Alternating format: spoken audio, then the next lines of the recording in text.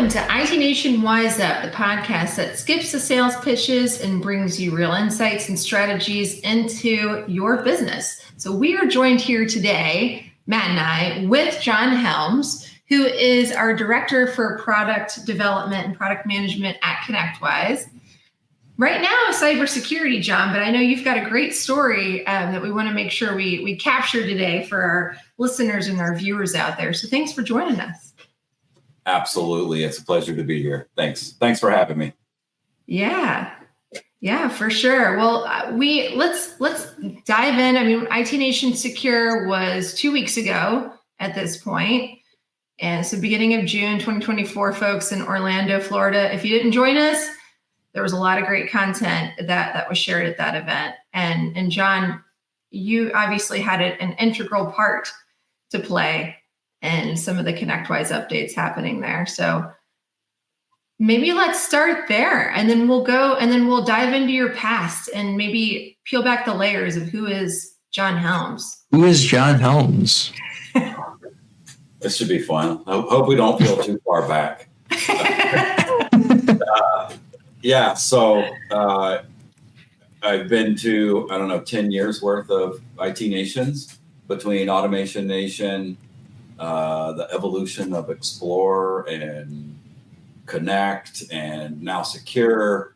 And this was my first opportunity to take the keynote stage, and the view is definitely different from the stage.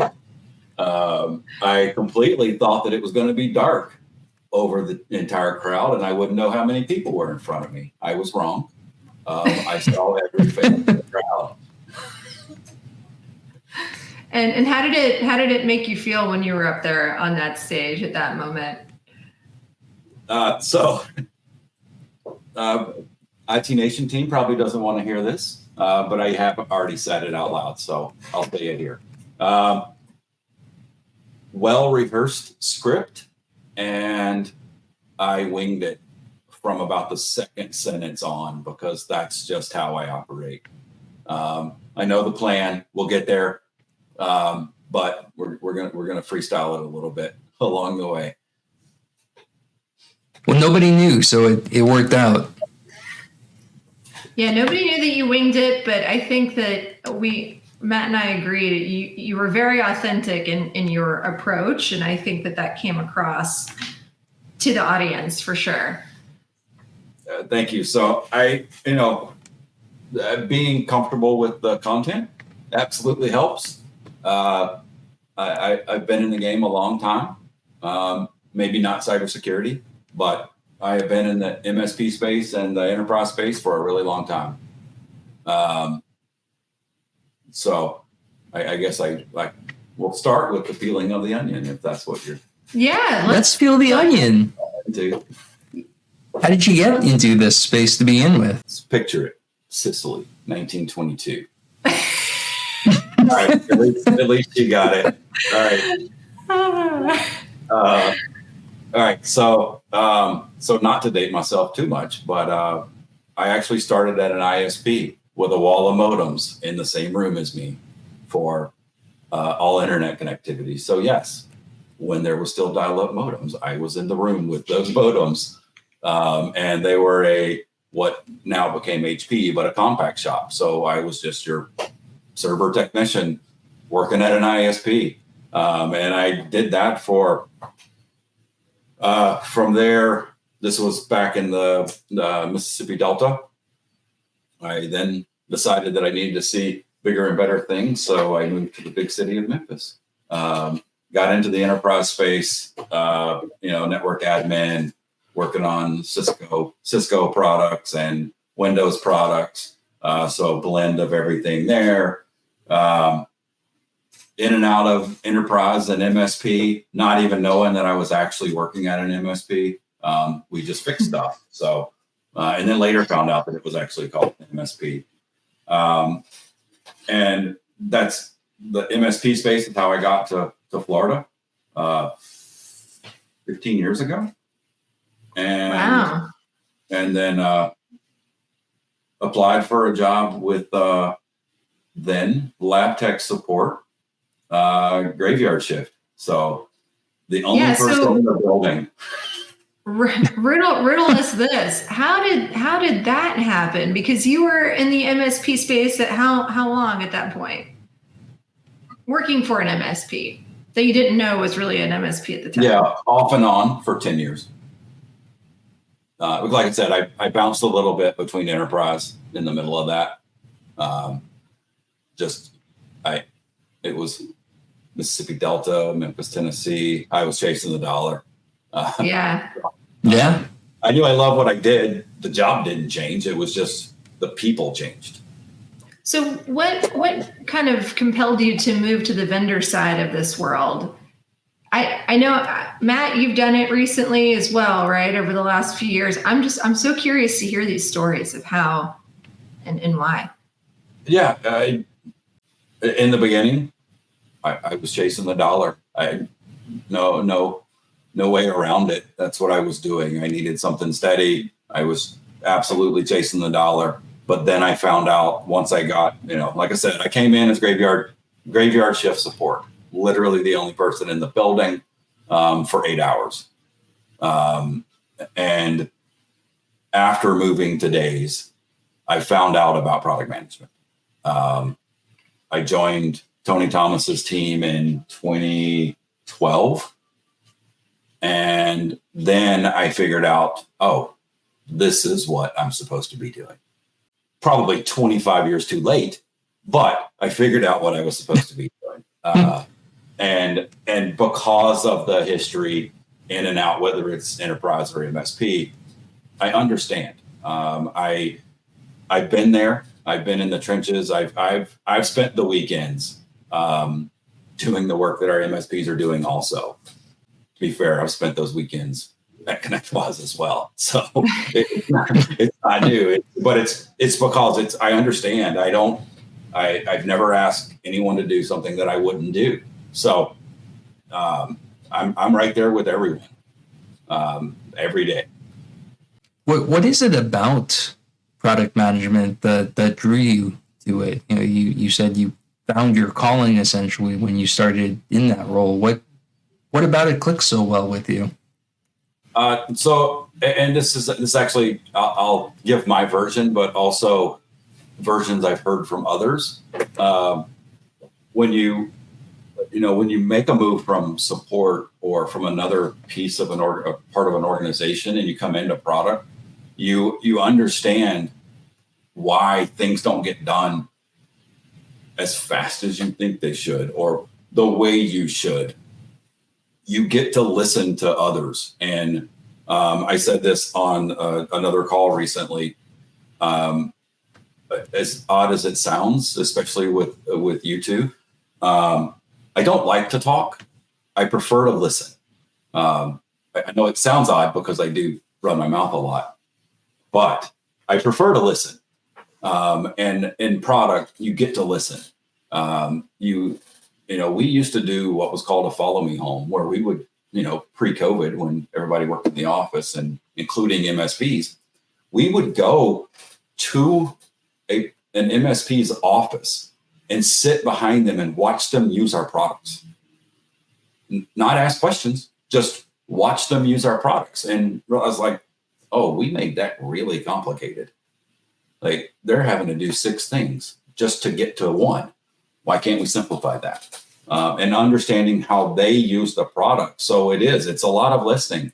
And then you get to the IT Nation events and, we do stuff like focus groups, which is more listening. It's you spark a conversation. And I know Matt's been in one of my focus groups. You spark a conversation and you really just stop talking because the MSPs and the different roles in the MSP feed off each other and they start answering each other's questions. And all I did was start a conversation. And I'm in the corner taking notes after that. Yeah. So it sounded like you wanted to move into product because you wanted to be able to enact change to really help the MSP community. Absolutely. Yeah. So I would say you were one of the more connected within the community people within ConnectWise? I know you are, Vicky. I am too. There's a number of us in ConnectWise. How has that helped product? Actually, how did you get involved in that before we even get to how did you become part of the MSP geek community and all the other ancillary communities around this space? You're right in the middle of all of it. Oh yeah.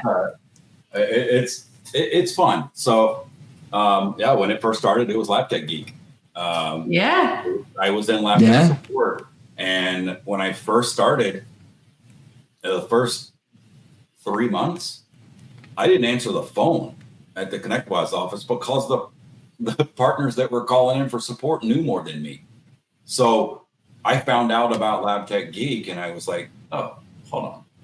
And so now I'm looking at their answers, and I actually, in the very beginning, I went in anonymously. I'm pretty sure my handle was coconuts, and it had nothing to do with my name, because I didn't want them to know who I was, but I wanted to learn. And also I didn't want them to know who I was, because then they would start using me as support instead of calling support once I got my head around everything. So I was involved in the very beginning, and so it grew from there. I eventually, threw the coconuts account away and put my real name in there. It was the founders and the guys that were there early that they realized who I was, and they were having side conversations with me. And but it gave me that. It's just like the focus groups. I would love they're answering their own problems, and it's what it does today, just at a much larger scale. They're answering they're answering their peers' questions, and I do it this way. Oh, well, that's such a better way than what I'm doing. I think that, like from MSP Geek community, our own virtual community, I think every single ConnectWise colleague should be in there. Because they should be absorbing that knowledge. Listen, I said it again. My wife can't hear me this time. You just have to listen sometimes. Listen. Just listen. It's the same thing. Just go in there. Don't write anything. Just read and listen to what they're talking about. So it's interesting because you were talking about how you got your start at Lab Tech.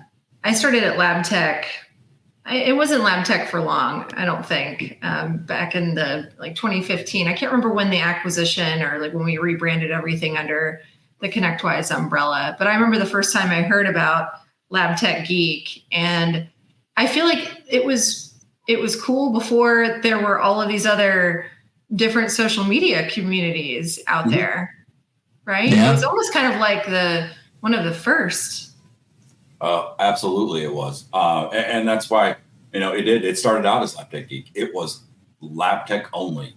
They were sharing features, they were sharing plugins, they were sharing scripts, and it started out as a forum before it was actually Slack. And then as it grew, because other vendors were like, they're onto something. Yes, we're not going to try to reinvent the wheel. How can we play in here too? And they then converted it, at that point to MSP Geek. And then they brought, basically started separating out the ConnectWise products, and they started bringing in other vendors. And I don't think there's a MSP vendor in the space that's not in there now. No, or at least not on their way to being in there. Yeah. So John, important question: Slack or Discord on MSP Geek? Oh, let's get you to publicly take a side. I will publicly make the same statement I already have. They just need to tell me which one. I will close the other one if they tell me which one. I literally have both of them open on desktop right now because I don't know which one I use, which one gets answered quicker. And every once in a while, I just start having conversations with myself. I'll be in Slack and write a question and then go into Discord and answer it myself. That's a way to do it. I like it. What about you, Matt? Slack or Discord? I am mostly on Discord because I'm in other communities that are only on Discord, and I just got used to it. So at this point, though, I'm with John. It's weird having both of them, and I'm right. If the future is Discord, let's just move to it. Is my opinion. Yeah, and I thought that was the case, but because I don't think you can add. They won't add new users in Slack. It's definitely a special request to get one. Yeah, I think you're right. All new is Discord, so it's definitely the direction. Gotcha. So there's been this evolution of, there was the community-led platforms, and that's extended to community-led events like MSP GeekCon. I think that's probably the closest one that I can think of. CompTIA has ChannelCon. I guess they're a neutral party, right? It's a community-led event. Yeah.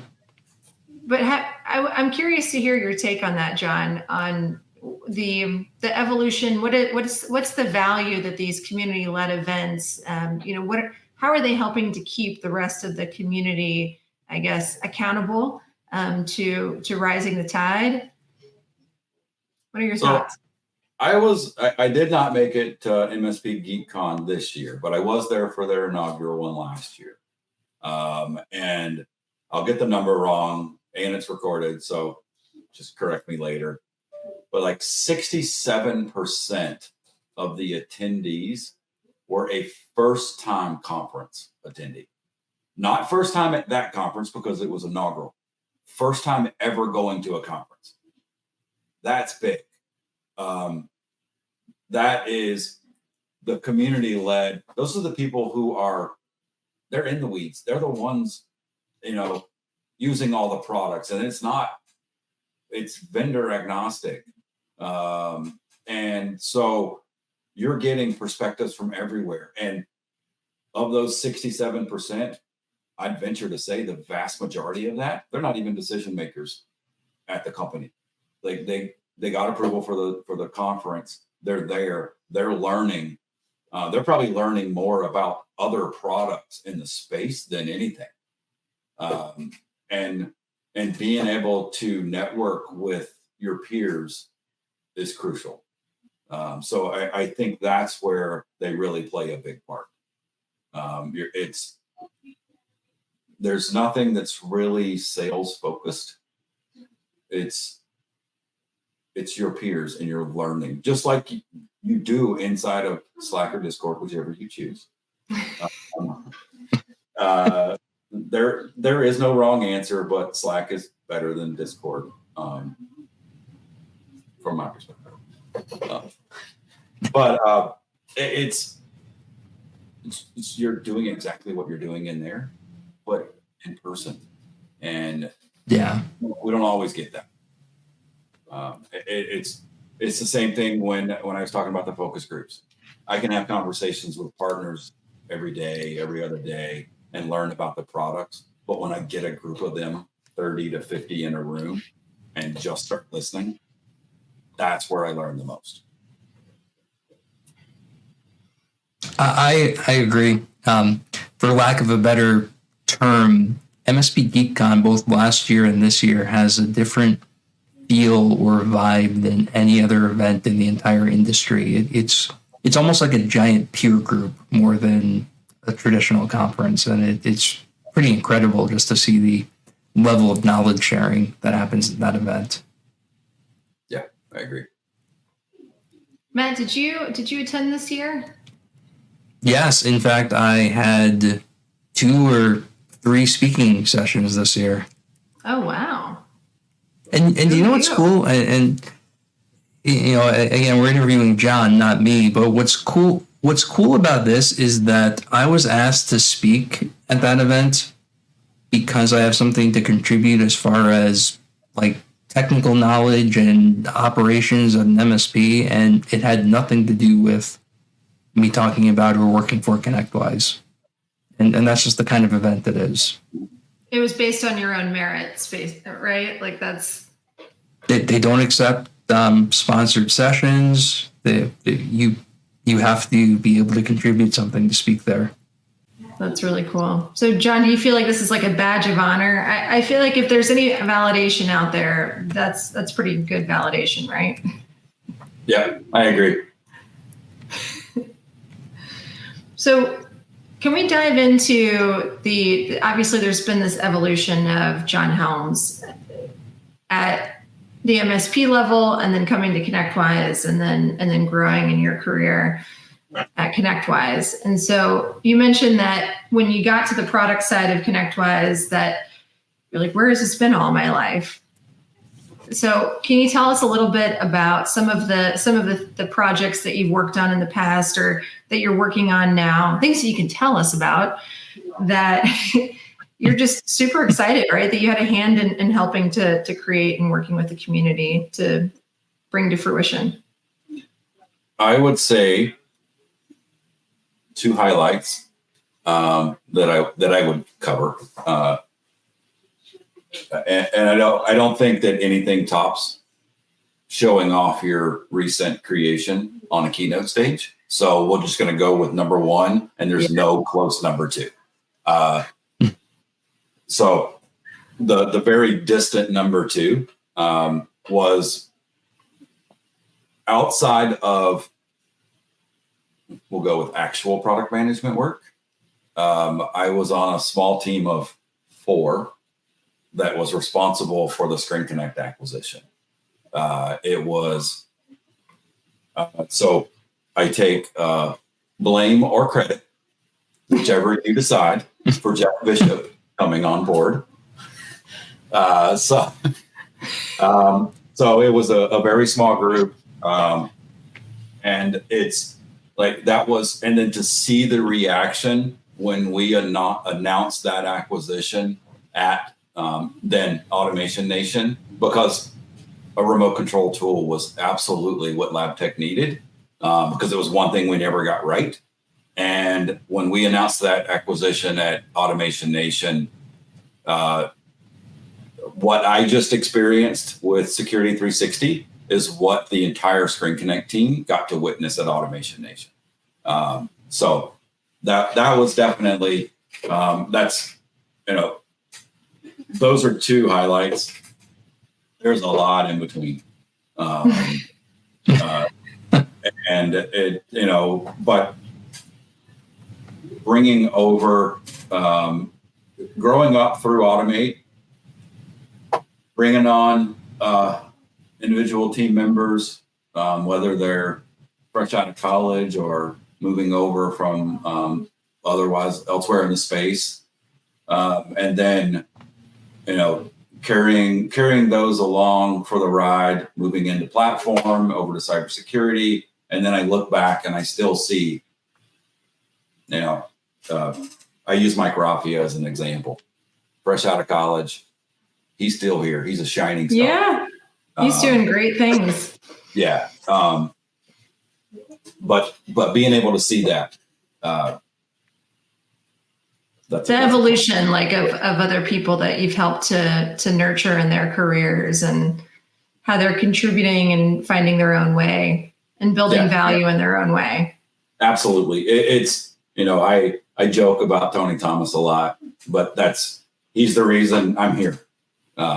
He was head of product management and he's the one that decided to take this guy out of support and show him new things. So I joke about him a lot, but I also go back to him a lot. And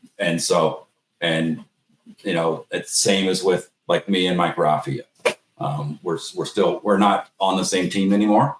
We're both still in product management, but we're not on the same team anymore. And we still go to each other with questions and answers. Like I know you've seen it all too. So what do you think? That is really cool. That's awesome. Yeah, I mean, I have not worked in product. Now I do. It's as a product marketing manager, but it is kind of interesting to see the evolution of people, and you gotta.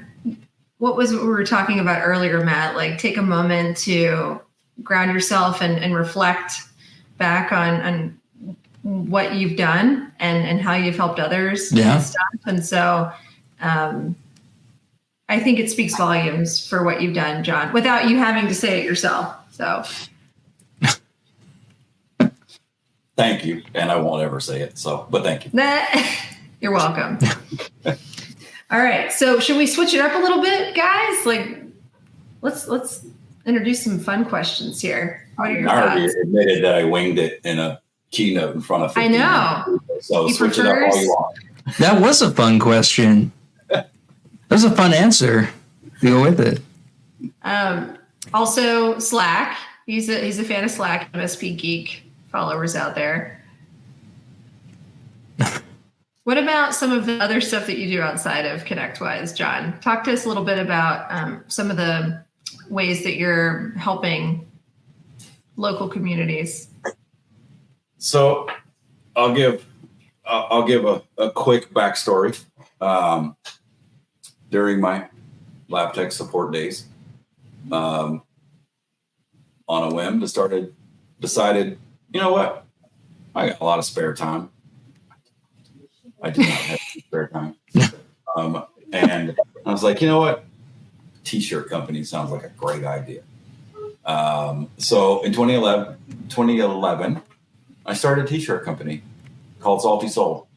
And then a guy at ConnectWise, who was the guy that actually trained me on my first day, Vinyl Lang, still at ConnectWise. He asked me to help him with a beach cleanup in 2014, I believe.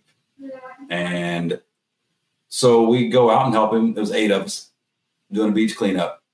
And my wife and I looked at each other and like, we can do this. And so we started doing monthly cleanups. And that grew into us forming an official 501c3 foundation. It is Salty Soul Foundation. To date, we have cleared over 30,000 pounds of trash from the beaches. Nice. Help of, I don't have my numbers in front of me, over 6,000 volunteers. And we do this every other month or so, mostly local to where I am, but we have gone elsewhere to do cleanups as well. We've partnered with several of the vendors in the space to do what, because I had some crazy idea without asking anybody. I said, hey, does anybody want to do a Tampa Tech beach cleanup? And all of a sudden vendors started going, yeah, we want in. What's the sponsorship look like? And I'm like, I don't know. I didn't get that far. Like, I just thought it was a cool idea. So I panicked and got that done. And we had our second one this year. And it was a lot of familiar faces. I see them every year at IT Nation, Connect, and Secure. And it's from vendors throughout the space, including others that aren't necessarily in the space that are just local to Tampa. So yeah, those big events, those sponsorship dollars can really help to attract because it's the one thing I'm not good at all, which is asking for money. Fundraising. So, yeah, I just don't do it. It's like the whole purpose. The T-shirts funded the foundation for years. So the T-shirt company came first? I always thought that was after the fact. No, it actually came first on some crazy idea that I hand drew some art, and then I was outsourcing all my shirts. And then if you look, I mean, like now I print everything. Like it is a garage shop. I print everything here. I go out and sweat in my garage when I make the shirts. But yeah, the shirts came first, and then they didn't take off. And I credit Tony Thomas. He says, you need a purpose. And I said, all right. So that's part of how the foundation also started. So purpose. Did you make those designs? Because I keep almost buying one of those Jeep front grill shirts. Did you make that design? No, there is a definitive line between the designs that I made and then when I actually paid someone to do the designs. when a real artist stepped in. So I will 100% give credit to my artist because, shocker, another ConnectWise colleague. Another ConnectWise colleague. Yeah. Severin Sims, part of our UI UX team. He is responsible for all of my artwork, including, I'm going to give a selfish plug. Yes, do it. I know that Vicky has one somewhere. He is the illustrator for my wife and I's children's book that we wrote. Which ties back to your purpose as well for the nonprofit. It is all about a baby turtle that finds trash in the sea and then teaches all the other animals about the trash problem in the sea. So there's actually 4 of those books, but I've only got illustrations for 1. Well, the illustrations are really good, and I've read it to my son, and I think that bringing up the next generation, we have to make them aware of stuff like this, and so it's a great cause. And honestly, I'm part of a nonprofit too that is probably not as it's very, very, very grassroots at this point. But I feel like this is a great playbook that you've created unintentionally, maybe. For how other nonprofits can follow. They're all grassroots. Like I said, our very first cleanup was 8 people. And then we have had upwards of 325 people on a Saturday morning out cleaning the beach. So they're all grassroots from the start. You just have to be consistent with it. Yep. Yeah.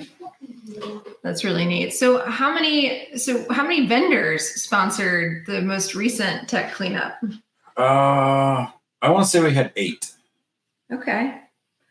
Most from the Tampa area. But if you look around, there's a lot of MSP focused vendors in the Tampa area. Yes. And they're bringing their families too. Yes. They're bringing their families. So it's becoming like an extension of the community in itself.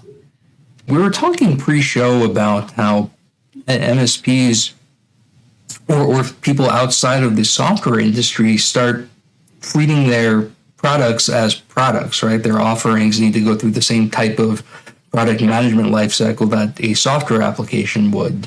So what advice would you give to maybe an MSP, maybe someone who's just starting to hear that and says, man, maybe I should start treating this like a product? Like, how do you go from that's a good idea to actually taking a step towards doing that? Like, what's product management? Not even 101, product management like 50. Yeah, it's so there's a fine line, and part of that conversation Matt was referring to was it's a shocker when you realize that product managers aren't all software. Like, everything's a product. The first product manager I ever met was from a kitchen appliance company, and I was like, wait a minute, that's a product manager? But then you get to think about it, it's like, well, why do you need the product? Is there a market for the product? How are you going to sell the product? It doesn't matter if it's a service, an offering of sorts, hardware, software, a refrigerator. You have to know whether or not you're going to be able to sell it. And it does get tricky, especially at the product management 50 level. And when you're trying to learn, I'm going to give ConnectWise Security 360 as a good example. So this is our net new offering that we just launched at Secure. It gets difficult to ask questions and get feedback when you can't talk about your project yet. It's very tricky because you don't want to give away too much in asking. So you have to be very generic and you have to be very generic in your approach, because if someone catches wind of what you're doing, maybe they pick up on it and they have a bigger team and they're able to take what you just said to market first. And now what? And it's the same across the board, no matter what. It's, having all of the right practices in place, sure, that's important, but understanding why they exist is more important. I know before we started, Vicky was referring to a book. Not a fan of reading personally, but I will reference books every once in a while. And Simon Sinek's Start With Why is one of the ones that I will always reference, because from a product management standpoint, if you can't explain why and you don't understand the why, no one else is going to buy it. So having that general understanding of why you're doing it, what problems you're solving, what challenges exist in the world, and being able to explain how and why your offering is needed, that's product management 50. I think that's the best way I can sum it up, is just understanding that if there is a need and you can solve a need, then it'll work. But you have to understand it from the beginning. And it doesn't take a... And so for an MSP, that might apply to having a reason behind what products are in your stack or what problems you're actually solving for clients, as opposed to just bundling a bunch of stuff together and saying, here's our offering just because, right? Some real intentional thought behind it beyond just somebody said we had to have it. Yeah, absolutely. It's not about putting products A, B, and C in a package. It's explaining what the features of A, B, and C will solve, because you're selling the solution, and A, B, and C can change. It's interchangeable. Your solution is what you're actually selling. That's your business. You're selling, okay, I need to, I want to sell a security solution. Well, I need something that has to do with endpoints. I need something that has to do with emails. I need to do this. Now, why do you need all that? Well, I need to make sure that all computers are protected. I need to make sure that all email accounts are protected. I need to make sure that everything's solved. And then you have to, and I get it, from an MSP space down to the client, the conversation gets a little more complicated. So the explanation gets more complicated, because there's more and more questions the further down the path you go. But if it's a very clear why statement, the explanation's not as needed. Well, and start also with why. I love it. There's also the fact that start with why when you're creating something new, but then also in the essence of continuous improvement, it sounds like this is something that you would revisit. Oh, absolutely. To make sure that your why still holds. Yeah. You always have to revisit the why is always changing. If I were to look and say what the challenges of an MSP were 5 years ago, it's not the same challenges today.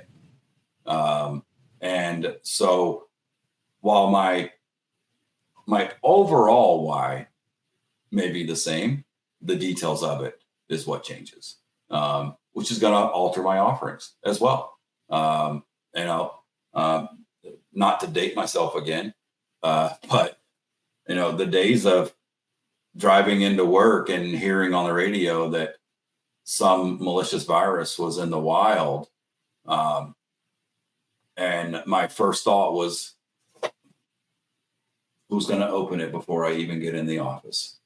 And that was how it was back in the day of AV. And I remember it vividly, because it was the love letter and the Melissa virus. And it was like, which one of the people on my team are going to open this before I get in the office, and I'm going to have to contain this thing. And those days are over. The landscape has changed. So while it's still protect the endpoint, like your why is still the same, but the details of why are much different as time. Yeah.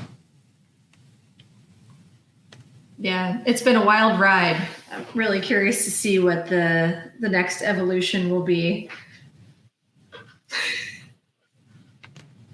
But that's why it's important to stay tapped into the community, folks, because if you have your ear to the ground, then you kind of get an idea before it hopefully hits the headlines. 100% agree. That's why I look at it when I go to the focus groups and stuff at the nation's events and the community as well.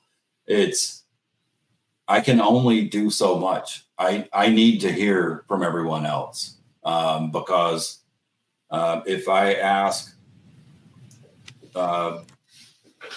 Vicky what she has going on today versus what Matt has going on today, they may have the same problem they're solving, but their approaches may be different.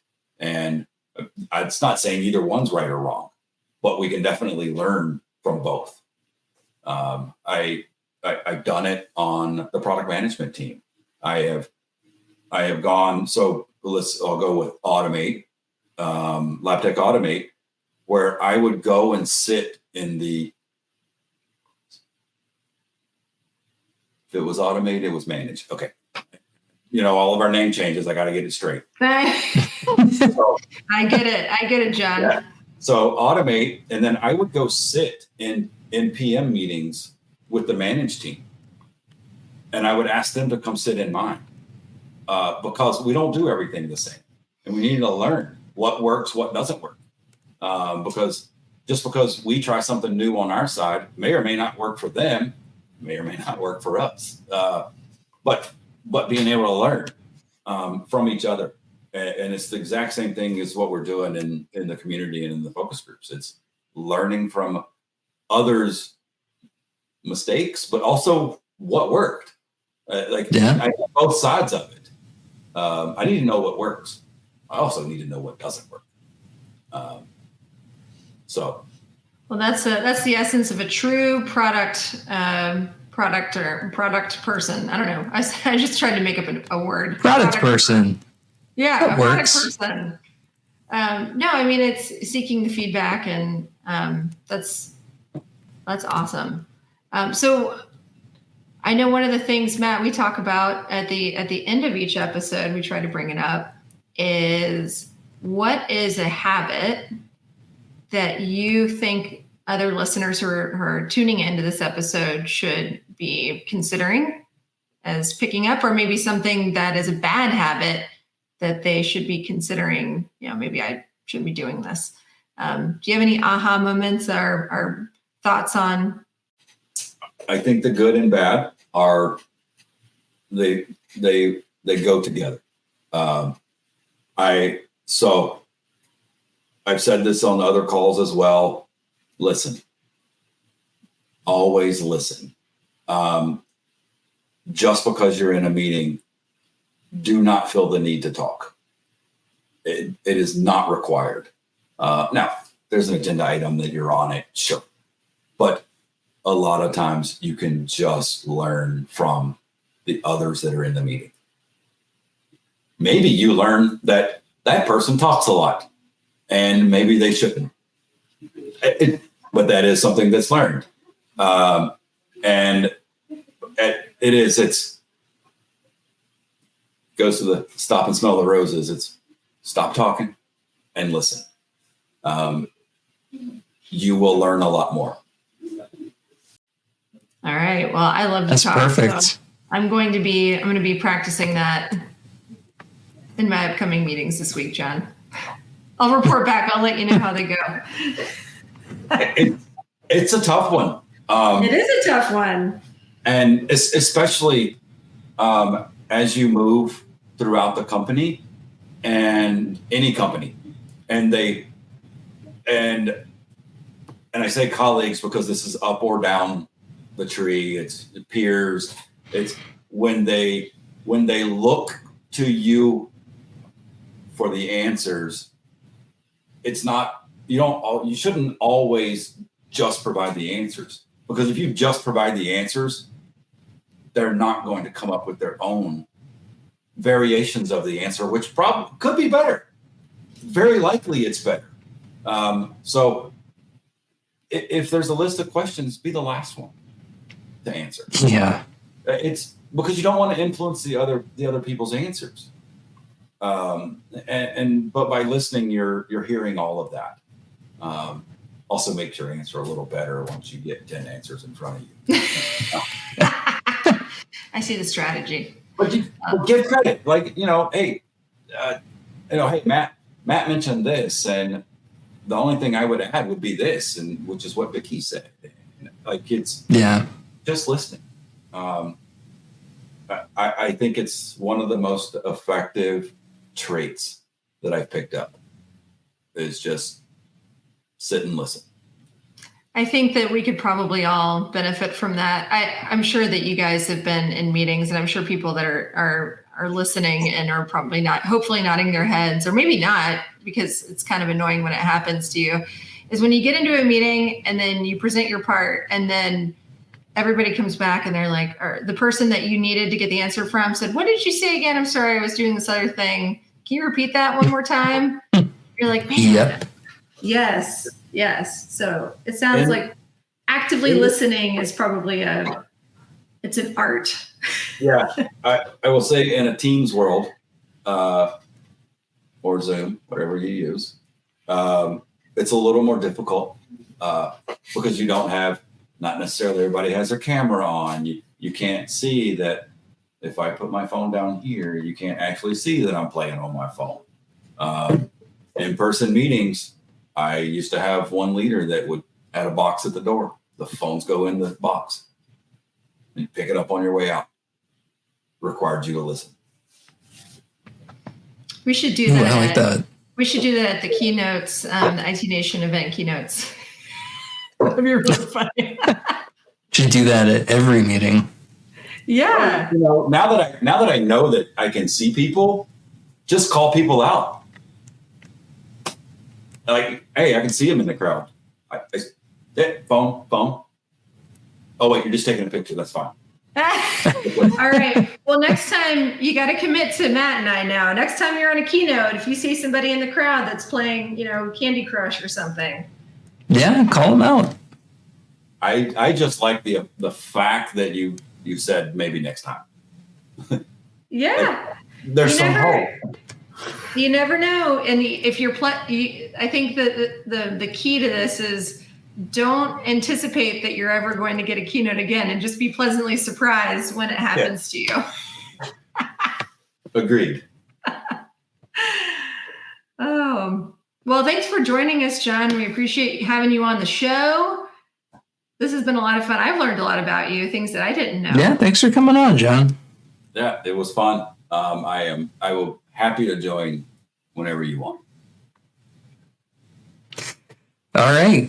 Thanks for joining us for this episode of IT Nation Wise Up, the podcast that skips the sales pitch and gives you real value for your business. If you want to hear more of this content, don't forget to like and subscribe so you'll never miss an episode. And if you have topics that you want to hear about, things that are happening in the community, make sure to reach out to us at itnationpodcast@connectwise.com. Until then, remember that every day is a chance to learn something new. Thanks for joining us.